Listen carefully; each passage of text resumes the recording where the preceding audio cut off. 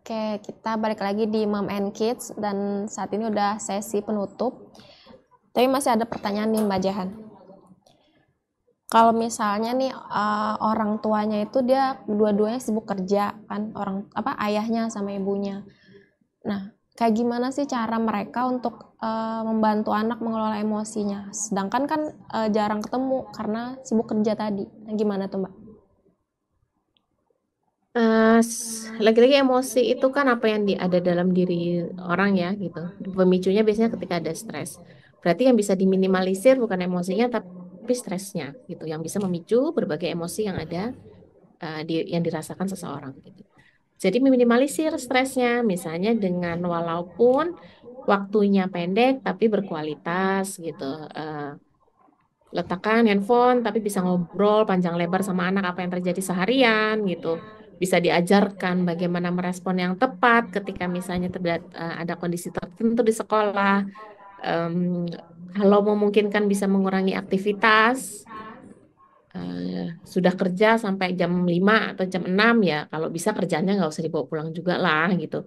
Kalaupun ternyata harus dibawa pulang, mau nggak mau, ngalah. Ngalah itu dalam artian tidurkan dulu anaknya, baru kerja lagi. Ya, itu bagian dari konsekuensi yang kita dapatkan ketika kita memilih untuk tetap bekerja, tapi juga tetap memilih untuk punya anak, gitu ya. Kenapa saya bilang memilih? Karena kan bisa menjadi pilihan juga kan, gitu. Jadi bisa ketika dia memutuskan untuk punya anak, ya berarti ada konsekuensi di dalamnya, gitu. Ciptakan suasana yang nyaman, aman untuk anak ketika dia bercerita, tidak langsung dijudge gitu, atau langsung dihakimi ketika dia bertanya. Siapa tahu dia punya pertanyaan atau stimulus yang dia dapatkan yang negatif di lingkungannya gitu. So, bikin bonding atau hubungan yang erat sama anak di sela-sela waktu kesibukan bisa jadi pulang kerja atau justru sebelum kerja juga itu cukup optimal. Bangunnya subuh, pagi ngobrol gitu. Itu cukup optimal. Itu bisa dioptimalkan lah. Weekend dioptimalkan. Ini game-game gitu kan Mbak, banyak anak-anak yang main game kayak gitu. Nah di game itu juga ada beberapa yang menampilkan adegan kekerasan juga kayak gitu. Nah apakah itu berdampak juga nih, mempengaruhi atau gimana tuh? Banget. Game, tontonan, bacaan. Bacaan itu bahkan tidak bergerak ya. Tuh, cuma gambar. Apalagi yang game yang sangat nyata gitu. Apalagi dia bisa mengatur mau marah atau enggak. Marahnya pakai pedang atau pakai pistol kan luar biasa gitu. Apa kemudahan gitu. Jadi saran saya kalau memang mau ngasih sesuatu fasilitas tertentu sama anak itu tahu dulu. Misalnya, oh oke lah anakku boleh main game, tapi game apa?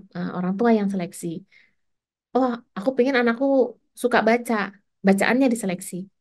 Anakku aku kasih gadget, tampilan gadgetnya diseleksi. Jadi jangan sampai kalah pinter sama smartphone-nya gitu, atau sama anaknya gitu, karena kita yang kasih fasilitas. Kalau misalnya saya nggak mampu, Bu, saya nggak ada waktu untuk itu, nggak usah dikasih. Daripada akan jadi pisau bermata dua. Jadi kasihnya apa ya, mainan-mainan edukatif yang dari kayu misalnya, ditemenin. Kalau atau dititipkan penitipan, tapi saya nggak bisa bilang juga penitipan itu 100% sesuai dengan maunya kita juga kan agak sulit juga. Jadi itu jadi konsekuensi gitu. Sejauh orang tua bisa memanage atau misalnya memfilter masukan dari anak, masukan ke anak, saya pikir berbagai teknologi itu optimal untuk perkembangan anak. Tapi kalau tidak mampu, hati-hati. Itu aja. Bahaya. Intinya harus dalam pengawasan ya Mbak ya, kalau misalnya mau pengen Tuh. game, tontonan gitu-gitu. Iya, kan anak-anak sekarang sukanya webtoon ya. Waktu saya tanya klien saya itu juga gitu, kamu suka baca? Iya, iya anak saya suka baca Bu gitu. Sukanya tuh kalau di kamar tuh sukanya paling baca gitu. Dan suka menggambar. Saya lihat gambarannya kekerasan. Terus ternyata kamu lihat apa di handphone gitu. Scrolling aja. Baca webtoon. Apa judulnya? Saya boleh tahu? Terus orang tuanya tanya, webtoon itu apa? Loh, ibu nggak tahu itu webtoon gitu. Jadi kan bahaya, anaknya ibunya sudah melihat, wah pinter aja anakku baca gitu. Nggak tahu yang dibaca apa, kan bahaya sekali gitu. Jadi jangan sampai terjadi gitu problem itu. Kalau bisa tetap diawasi. Oke, baik. Nah, sayang sekali kita harus mengakhiri program Mom and Kids hari ini. Nah, mungkin dari Mbak Jehan ada closing statement nih atau gimana kayak saran-saran gitu buat para orang tua. Silakan, Mbak. Ya, baik. Emosi sama anak pada anak itu memang sebenarnya sama aja sama yang kita rasakan. Ketika kita bisa merasakan sedih, senang, kecewa dan sebagainya, putus asa, memang orang anak-anak juga merasakan hal yang sama, tapi mungkin penyebabnya berbeda-beda.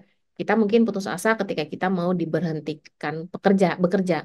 Tapi mungkin dari sudut pandang anak, dia dibilangin giginya ompong aja dia sudah mulai putus asa gitu. Jadi memang berbeda stimulusnya. Jadi kenali bahwa anak-anak memang punya emosi yang sama seperti kita dan tentunya kepingin juga di dihandle atau dihadapi dengan cara yang sesuai gitu. Gimana cara supaya sesuai? Yang cari tahu, trial error gitu. Kita pun juga sebagai orang tua sama pasangan aja kan gitu, trial error maunya itu gituin. Ya mau nggak mau sama anak tuh juga gitu gitu. Ciptakan hubungan atau bonding yang baik dengan anak gitu. Tidak harus menjadi teman karena orang tua dan anak itu tidak bisa didefinisikan sebagai teman. Tidak boleh menempatkan diri sebagai teman, tetap hubungannya orang tua dan anak.